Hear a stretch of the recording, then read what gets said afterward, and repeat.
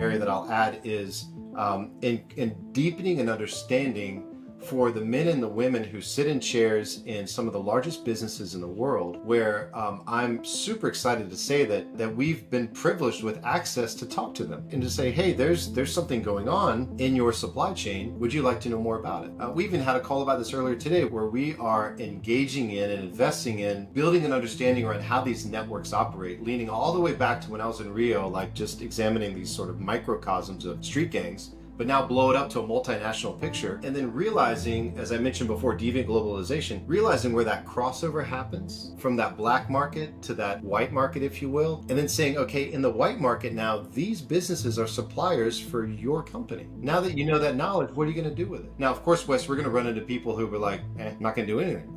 But I'm really excited to say that we're connecting with folks who are like, yeah, this is important. We want to do something. Thank you for bringing this to our attention. What else are you doing in this space, right?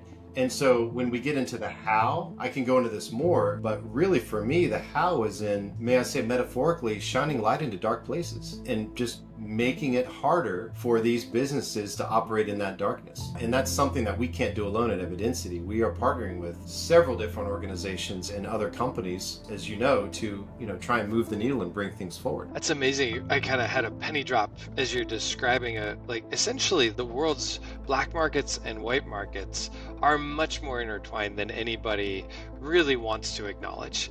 When we talk about there's 25 million labor trafficking victims in the world, and primarily they work for first world countries, which is what's so heart-wrenching when we realize, like, wait a second, our iPhones and our computers and our clothes and our chocolate and our coffee, the black market and white market are much more enmeshed than anybody really wants to acknowledge.